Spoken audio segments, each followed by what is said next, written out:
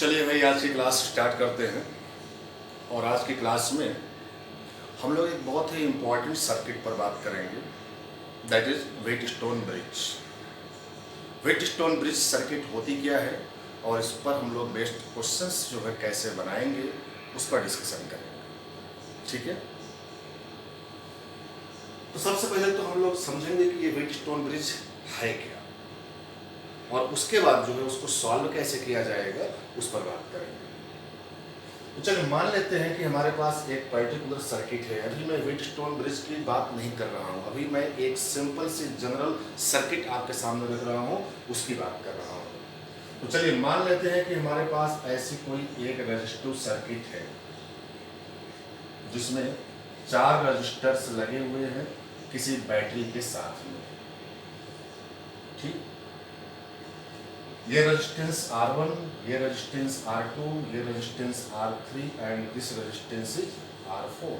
ये 4 रजिस्टर्स हैं जो इस प्रकार से कनेक्टेड हैं with a battery as shown in the figure. ये हमने बैटरी ले लिया है, बैटरी का EMF V वोल्ट है, positive polarity and negative polarity, ठीक।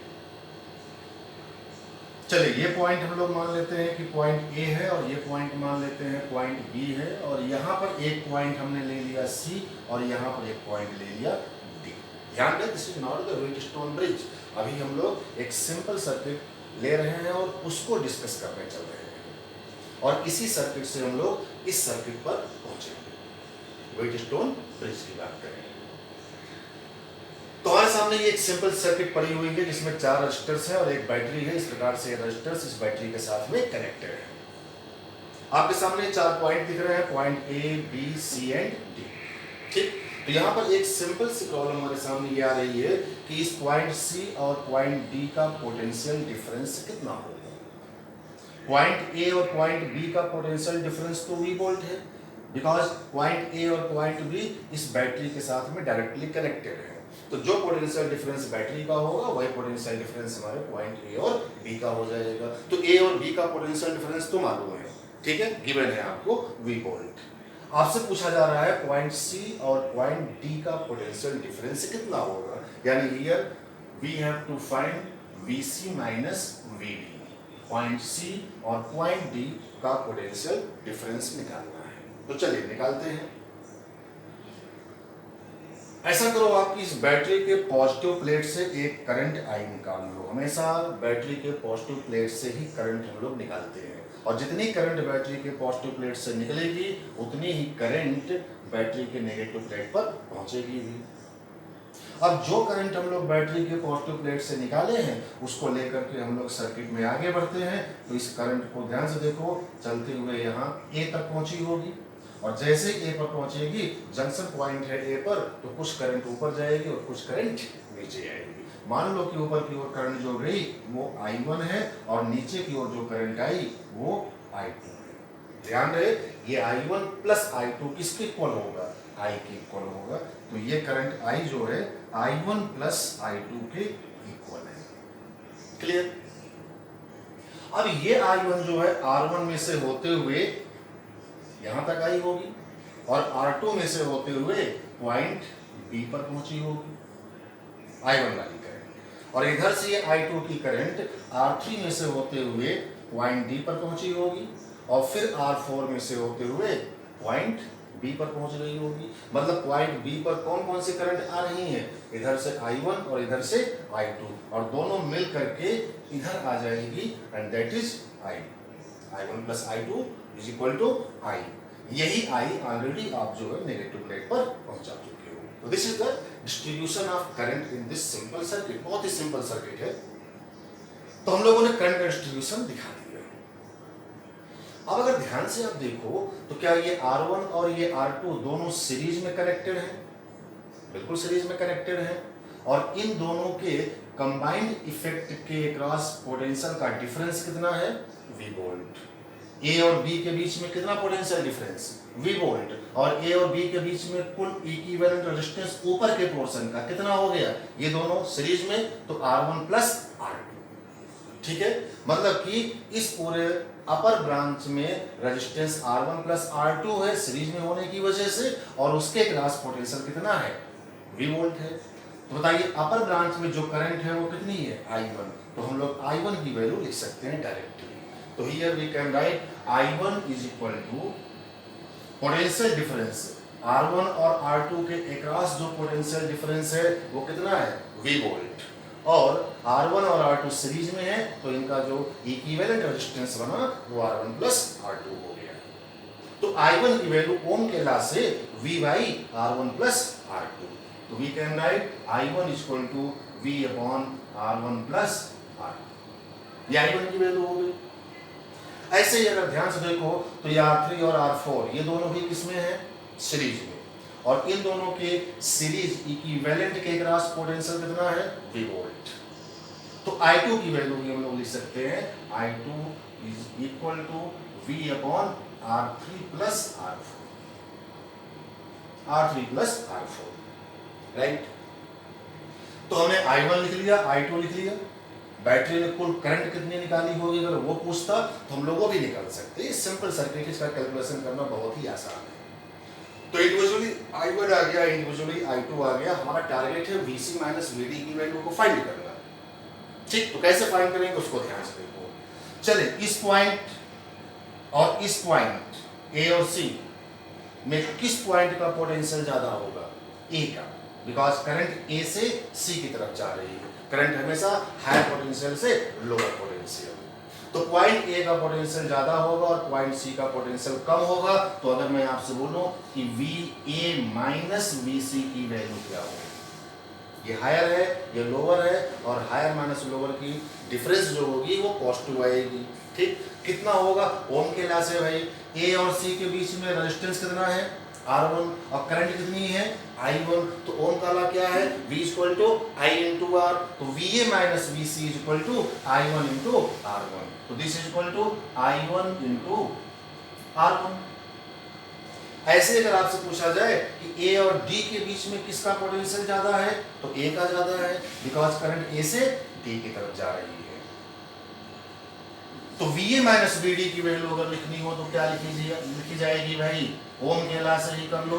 तो VA minus VD is equal to current कितनी है A और D के बीच में, I2, और रेजिस्टेंस कितना है, R3। तो VA minus VD is equal to I2 into R3। तो this is equal to I2 into R3, right. ध्यान है अपना काम क्या है, VC माइनस VD निकालना, उसी को निकालने के लिए सारा काम हम लोग कर रहे हैं। अब VA माइनस VC इतना, VA माइनस VD की वैल्यू इतना, और चाहिए हमें VC माइनस VD की वैल्यू। तो क्या इन दोनों से हम लोग VC माइनस VD की वैल्यू निकाल सकते हैं, बिल्कुल निकाल सकते हैं। सब्ट्रैक्ट कर लेंगे, दोनों को सब्ट्रैक्ट कर लेंगे तो VA और VA कैंसिल हो जाएगा। तो चलिए सब्ट्रैक्ट करके देखते हैं और VC माइनस VD की वैल्यू फाइंड कर लेते हैं। सब्ट्रैक्ट करते हैं, तो सब्ट्रैक्ट करने पर आप इसमें से इसको सब्ट्रैक्ट, इसे सेकंड इक्वेशन का नाम दे दो, इसे फर्स्ट इक्वेशन का नाम दे दो। तो हम लोग सेकंड माइनस फर्स्ट कर रहे हैं, राइट।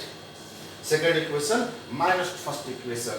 तो बताओ सेकंड इक्वेशन में से फर्स्ट इक्वेशन को सब्ट्रैक्ट करोगे तो VA कैंसिल हो जाएगा, लेफ्ट साइड में VC माइनस VD मिलेगा, यानी VC माइनस VD जो चाहिए था अपने को। ठीक है, तो I2 R3 minus I1 R1 के इक्वल आएगा। Put the value of I2 and I1। I2 और I1 हम लोग निकाल चुके हैं। अब यहाँ पर रख करके हम लोग VC माइनस VD की एग्जैक्ट वैल्यू फाइंड कर सकते हैं। तो चलिए इसको सिंप्लीफाई करते हैं। तो VC minus VD, this is comes out. I2 और I1 की वैल्यू रखने के बाद I2 की वैल्यू रख रहे हैं हम लोग, तो V upon R3 plus R4 into R3 minus, अब I1 की वैल्यू रख लो, V upon R1 plus R2 into R1। Clear. अब यहां से हम लोग V को कॉमन करके इसको सिंप्लीफाई करते हैं। तो चलिए भाई V को कॉमन करते हैं। अब यहां से देखो V कॉमन हो रहा है, तो VC माइनस VD की वैल्यू जो बन रही है वो ये, this is equal to V times अंदर क्या मिला, R3 upon R3 plus R4, R3 upon R3 plus R4 minus R1 upon R1 plus R2, R1 upon R1 plus R2। Clear? LCM ले लो आप, this is equal to V times of LCM आएगा R3 plus R4 into R1 plus R2, ये into ये LCM हो गया। अब ऊपर क्या मिलेगा भाई, R3 into R1 plus R2 minus R1 into R3 plus R4, ये आ गया। केवल सिंपल कैलकुलेशन हम लोग कर रहे हैं यहाँ पे। This is comes out B times of, ध्यान से देखो आप, R3 इंटू R1 यहाँ पर और R3 इंटू R1 यहाँ से, दोनों कैंसिल हो जाएंगे, तो कैंसिल कर लेते हैं उसको। ऊपर जो मिला R3 into R2 minus R1, minus और माइनस प्लस हो गया, ठीक है, R1 इंटू R4, ये आ गया, यहां पर प्लस है तो ये माइनस है, ध्यान देना। R1 upon R1 plus R2, R3 upon R3 plus R4, ठीक, तो ये वैल्यू जो है R3 प्लस R4 प्लस में रहेगा, तो ये divided by R3 plus R4 into R1 plus R2, इसके इक्वल आ गया।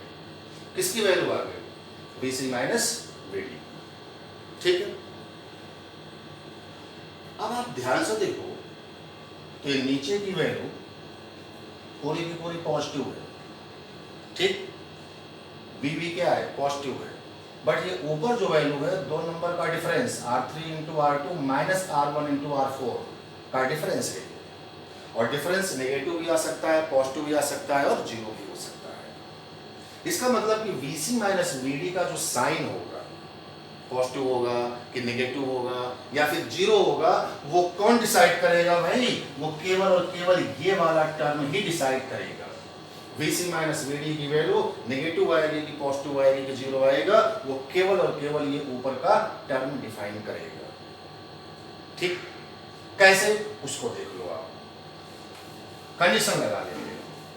अगर मैं बोलूं कि if R3 into R2 minus R1 into R4 greater then 0, तो ये पूरी की पूरी वैल्यू क्या आ गई भाई, पॉजिटिव। वो पॉजिटिव आने का मतलब क्या, VC माइनस VD जो है पॉजिटिव आ गया। VC माइनस VD पॉजिटिव आने का मतलब ये हुआ कि VC की वैल्यू ज्यादा होगी और VD की वैल्यू कम होगी, तो this means VC greater than VD, मतलब इस पॉइंट का पोटेंशियल ज्यादा होगा और इस पॉइंट का potential come. Under this condition इसको थोड़ा सा और सिंप्लीफाई करें अगर हम लोग, तो R3 into R2 greater than R1 into R4 हो जाएगा, राइट। और थोड़ा सा सिंप्लीफाई करें अगर हम लोग, तो यहां से अपने को मिलेगा रिजल्ट कि R2 upon R4 upon R4 greater than R1 upon R3, R1 upon R3, R2 upon R4 greater than R1 upon R3। इसका मतलब कि पॉइंट C का पोटेंशियल पॉइंट D के पोटेंशियल से ज्यादा है। This is our condition. ये R2 upon R4 क्या है, R2 ये है और R4 ये है, मतलब इन दोनों का रेशियो दिस अपॉन दिस, ठीक, greater than R1 upon R3, R1 यहां पर है और R3 यहां पर है, R1 अपॉन R3 का मतलब इन दोनों का रेशियो दिस अपॉन दिस, यानी कि इस साइड का रेशियो अगर इस साइड के रेशियो से ज्यादा हो, या इसका उल्टा भी बोल सकते हो आप, इसको ऐसे लिख सकते हो R1 upon R3 less than R2 upon R4, ठीक है भाई। चाहे R2 upon R4 greater then बोलो इससे, या फिर आप R1 upon R3 less than बोलो इससे। तो चलिए हमने R1 upon R3 less than R2 upon R4, मतलब कि इन दोनों का रेशियो अगर इन दोनों के रेशियो से कम होगा, ठीक है, इन दोनों का ratio R1/R3 less then in दोनों का रेशियो R2/R4, यानी R1/R3 की वैल्यू अगर R2/R4 से कम है तो क्या कंडीशन है, VC ग्रेटर देन VD, मतलब इस पॉइंट का पोटेंशियल ज्यादा होगा और इस पॉइंट का पोटेंशियल कम होगा, यानी VC greater than VD। This is our condition, right. इस बात को आपको याद रखना है, स्टैंडर्ड रिजल्ट के तौर पर इसको ध्यान में रखो, याद कर लो कि अगर जो है इस प्रकार की कोई भी सर्किट हो, और एक बात और ध्यान रखिएगा कि बैटरी की पोलैरिटी ऐसे ही होनी चाहिए भाई। जो बैटरी हम लोगों ने कनेक्ट किया है V वोल्ट की, उसका पॉजिटिव प्लेट A से और नेगेटिव प्लेट B से कनेक्टेड है। तो पॉजिटिव साइड वाले के जो रेजिस्टेंस है कौन से हैं, R1 और R3। पॉजिटिव साइड वाली प्लेट का जो रेजिस्टेंस है उनका रेशियो अगर कम है नेगेटिव वाले साइड से जो रेजिस्टेंस कनेक्टेड है उनसे, positive side R1/R3, negative side R2/R3, तो पॉजिटिव साइड का जो रेशियो है अगर वो नेगेटिव साइड के रेशियो से कम है तब उस केस में ऊपर का पोटेंशियल ज्यादा होगा और नीचे का पोटेंशियल कम होगा। हाँ, अगर हम लोग बैटरी की पोलैरिटी चेंज कर दें, नेगेटिव प्लेट यहां कर दें और पॉजिटिव प्लेट यहां पर कर दें, तो पॉजिटिव साइड ये हो जाएगा और नेगेटिव साइड ये हो जाएगा, ठीक है। हमेशा कैसे याद रखना है आपको कि पॉजिटिव साइड का रेशियो नेगेटिव साइड के रेशियो से अगर कम होगा तब जो है ऊपर के पॉइंट का पोटेंशियल ज्यादा होगा और नीचे के पॉइंट का पोटेंशियल कम होगा। क्लियर। इसी का उल्टा अगर हम लोग अब बोलना चाहें तो बोल सकते हैं। इसका उल्टा अगर आप चाहो तो ऐसे बोल सकते हो, अगर मैं बोल दूं कि R1/R3 this is greater than R2/R4, ठीक है। R1/R3 ग्रेटर देन R2/R4 मतलब कि पॉजिटिव साइड का रेशियो अगर ज्यादा हो नेगेटिव साइड के रेशियो से, तो उस केस में नीचे वाले का पोटेंशियल ज्यादा हो जाएगा और ऊपर वाले का पोटेंशियल कम, इक्वालिटी बदल जाएगी। आप यहाँ इक्वालिटी चेंज कर रहे हो तो यहाँ पर भी इक्वालिटी चेंज हो जाएगी, तो उस केस में VC की वैल्यू कम होगी और VD की वैल्यू ज्यादा होगी। क्लियर, ठीक है। हाँ, अगर इक्वल हो जाएगा ये दोनों तो क्या होगा, अगर R3 into R2 minus R1 into R4 ये दोनों इक्वल हो जाए तो ऊपर की वैल्यू 0, मतलब VC माइनस VD की वैल्यू क्या आ गई, 0। VC माइनस VD की वैल्यू 0 का मतलब C और D का पोटेंशियल सेम। तो अगर यहाँ पर जो ये इक्वलिटी लगी हुई है अगर ये इक्वल हो जाए, इट मींस कि अगर जो है हम लोग बोले R1/R3 is equal to R1/R3 is equal to R2/R4, in that case potential of point C must be equal to potential of point D, ठीक। तो इस पॉइंट और इस पॉइंट का पोटेंशियल सेम कब, जब इसका रेशियो इसके रेशियो के इक्वल होगा। तो बेसिकली ये तीन केस आपके सामने आ गए, तीनों केस को आपको ध्यान में रखना है। इन्हीं तीनों केस को हम लोग अप्लाई करके व्हीटस्टोन ब्रिज को अच्छे तरीके से समझ सकते हैं, राइट। अब चलिए देखते हैं व्हीटस्टोन ब्रिज क्या है। ध्यान से देखिए,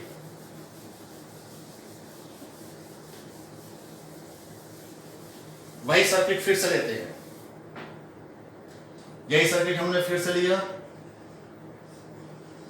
ये R1 लिया था, ये R2 लिया था, ये R3 लिया है और ये R4 है, ठीक है। This is R4 and this is R3। Battery ये लगाया, positive plate negative plate. Battery की पोलैरिटी को भी ध्यान में रखिएगा भाई, पॉइंट A था और पॉइंट B, सेम वही सर्किट। बैटरी का पॉजिटिव प्लेट A से, नेगेटिव प्लेट B से। ये पॉइंट हमारा C था और ये पॉइंट D था, राइट। चार रजिस्टर्स हमारे इस प्रकार से कनेक्टेड है। अब अगर मैं C और D के बीच में एक पांचवा रेजिस्टेंस भी लगा दूं या कोई गैल्वेनोमीटर लगा दूं, चलिए हमने एक रेजिस्टेंस लगा दिया है R5 का, ठीक, किसके बीच में, C और D के बीच में। तो भाई इसी सर्किट को हम लोग क्या बोलते हैं, व्हीटस्टोन ब्रिज। ये व्हीटस्टोन ब्रिज की सबसे सिंपलेस्ट फॉर्म की सर्किट है। तो now this circuit is called Wheatstone bridge. समझ रहे हैं? अब भाई अगर ये व्हीटस्टोन ब्रिज बन गया, बताइए कि इसके पहले की सर्किट हम लोग डिस्कस कर चुके हैं, जब ये नहीं लगा था तब की सारी बात हम लोग सीख चुके हैं। पॉइंट सी और पॉइंट डी में किसका पोटेंशियल, जब ये नहीं लगा था तो पॉइंट सी और पॉइंट डी में किसका पोटेंशियल ज्यादा है, किसका पोटेंशियल कम है, वो वैल्यू हम लोग सीख चुके हैं। ये कंडीशंस के अकॉर्डिंग जो है हम लोग डिसाइड कर लेंगे कि किस पॉइंट का पोटेंशियल ज्यादा होगा और किस पॉइंट का पोटेंशियल कम होगा। तो चलो अगर मान लें कि यहाँ पर एक रेजिस्टेंस R5 लगा हुआ है, तो मेरा क्वेश्चन ये है कि इस बैटरी के द्वारा जो करंट ये आई यहाँ गई, ये करंट ऐसे डिवाइड होगी, डिस्ट्रीब्यूट होगी, तो R5 वाले रेजिस्टेंस में करंट नीचे आएगी या ऊपर जाएगी? समझ रहे हैं? अब ये व्हीटस्टोन ब्रिज का डिस्कशन हो रहा है। R5 वाले रेजिस्टेंस में करंट नीचे आएगी कि ऊपर जाएगी, ये कौन डिसाइड करेगा? पॉइंट सी और पॉइंट डी का पोटेंशियल। अगर पॉइंट सी का पोटेंशियल ज्यादा होगा तो करंट नीचे आएगी, हायर से लोअर, और पॉइंट डी का पोटेंशियल अगर ज्यादा होगा तो करंट ऊपर जाएगी। और अगर दोनों का पोटेंशियल सेम हो जाए, सी और डी का, तो पोटेंशियल डिफरेंस ही जीरो हो जाएगा, और अगर पोटेंशियल डिफरेंस जीरो तो R5 में कोई भी करंट नहीं जाएगी। क्लियर? तो कब सी का पोटेंशियल ज्यादा होगा, कब डी का पोटेंशियल ज्यादा होगा, वो ये कंडीशन बताएगी। यानी डेटा वाइज क्वेश्चन में ये R1, R2, R3 वगैरह की वैल्यू जो होंगी वो बताएगा कि किस पॉइंट का पोटेंशियल ज्यादा है। यानी अगर मैं इस केस की बात करूं, R1/R3 पॉजिटिव साइड का रेशियो अगर नेगेटिव साइड के रेशियो से कम है, ध्यान रखिएगा, पॉजिटिव साइड का रेशियो अगर नेगेटिव साइड के रेशियो से कम है तो उस केस में जो करंट होगी वो करंट जो है नीचे की ओर आएगी। यहां पर देख लो, करंट की डायरेक्शन जो होगी R5 में नीचे की ओर होगी, क्योंकि इसका पोटेंशियल ज्यादा होगा और इसका पोटेंशियल कम हो जाएगा। और अगर ये वाला केस हो गया, मतलब इस साइड का पोटेंशियल रेशियो ज्यादा हो जाए और इस साइड का रेशियो कम हो जाए, तब किसका पोटेंशियल ज्यादा हो रहा है? पॉइंट डी का। पॉइंट डी का पोटेंशियल ज्यादा होने का मतलब R5 में करंट किधर की ओर जाएगी? ऊपर की ओर जाएगी। R5 में जो करंट होगी वो ऊपर की ओर चलेगी। यानी R5 में करंट नीचे होगी या ऊपर होगी, वो हम लोग आसानी से अब पता कर सकते हैं केवल इन रेशियोज को देख करके। क्वेश्चन में इनकी वैल्यूज दी जाएंगी, उन रेशियोज को हम लोग देखेंगे कौन सा ज्यादा है और कौन सा कम है, और उसके करस्पॉन्डिंग R5 में डायरेक्शन ऑफ करंट इजीली आप फाइंड कर सकते हो। और अगर मान लो कि ये रेशियोज बराबर हो, इस केस की बात करें, R1/R3 is equal to R2/R4, तो क्या हो रहा है? BC की वैल्यू VD के इक्वल, मतलब दोनों पॉइंट का पोटेंशियल क्या हो गया? सेम। तो डिफरेंस क्या हो गया? जीरो। तो इस R5 में करंट की वैल्यू क्या हो गई? जीरो। यानी R5 में जो करंट होगी दैट करंट इज जीरो। ठीक, इस कंडीशन को, इस स्टेट में जब सर्किट होगी तो ऐसे कंडीशन को हम लोग बोलते हैं बैलेंस व्हीटस्टोन ब्रिज की कंडीशन, और उस स्टेट को बोलेंगे कि सर्किट हमारी बैलेंस कंडीशन है। कब? जब ये दोनों रेशियो बराबर होंगे, मतलब इसमें कोई भी करंट नहीं होगी, उस केस में बोला जाता है कि ये हमारा व्हीटस्टोन ब्रिज बैलेंस स्टेट में है। और उसकी जो कंडीशन होगी वो condition R1/R3 must be equal to R2/R4। इस साइड का और इस साइड के रेजिस्टेंस का रेशियो सेम होना चाहिए। तो that is the condition of, this is the basically condition of balance Wheatstone bridge. ये हमारी बैलेंस व्हीटस्टोन ब्रिज की क्या बन गई? कंडीशन बन गई। और ये जो दोनों केस होते हैं, इसमें R5 में करंट जो है जीरो नहीं होगी, या तो ऊपर होगी या तो नीचे होगी। इस कंडीशन को हम बोलते हैं अनबैलेंस स्टेट में। तो ये हमारी जो ब्रिज होगी वो अनबैलेंस व्हीटस्टोन ब्रिज का केस होगा। ठीक, this is the unbalance Wheatstone bridge. समझ में आ गई होगी बात? तो हम लोगों ने ये सीखा कि व्हीटस्टोन ब्रिज की सर्किट क्या है, कब कंडीशन इसकी बैलेंस की होगी और कब अनबैलेंस की होगी, दोनों बातें आपने सीख ली, राइट? अब इन पर जो बेस्ट क्वेश्चन बनते हैं वो अपने लिए बहुत ही इंपॉर्टेंट है। यानी कि हमें जो है इस सर्किट का इक्विवेलेंट रेजिस्टेंस फाइंड करना है, हर एक में करंट की वैल्यू क्या होगी, इन सब की बात करेंगे। तो बैलेंस को तो सॉल्व करना बहुत ही सिंपल होता है। नॉर्मली जो बुक्स वगैरह हम लोग पढ़ते हैं उसमें मैक्सिमम क्वेश्चन बैलेंस के ही आपके सामने आते हैं, बट कंपटीशन वगैरह में आपके सामने अनबैलेंस पर जो है पूछे जाएंगे। और ये थोड़ा सा टिपिकल केस बनता है। इस केस में जो है हम लोग इक्विवेलेंट रेजिस्टेंस सर्किट का वो आसानी से नहीं निकाल सकते हैं, और करंट वगैरह की वैल्यूज क्या होंगी उनकी भी बात हम लोग इजी वे में नहीं कर सकते हैं। तो उनको हम लोग आसानी से कैसे सॉल्व करें उसकी बात अपने को सीखनी है। तो आज के लेक्चर में हम लोगों ने बस केवल जो है व्हीटस्टोन ब्रिज क्या है वो देखा। इसके अगले लेक्चर में मैं आपको सिखाऊंगा कि कैसे अनबैलेंस केस में हम लोग इसका इक्विवेलेंट वैल्यू फाइंड करेंगे, और ओम्स लॉ वगैरह को, किरचॉफ्स लॉ वगैरह को लगा करके कैसे जो है किसी पर्टिकुलर रेजिस्टेंस में करंट वगैरह की वैल्यू फाइंड करेंगे। तो चलिए नेक्स्ट क्लास में हम लोग अनबैलेंस व्हीटस्टोन ब्रिज को डिस्कस करेंगे, राइट। तो चलिए नेक्स्ट क्लास में हम लोग इसको आगे कंटिन्यू करेंगे। Okay, thank you very much.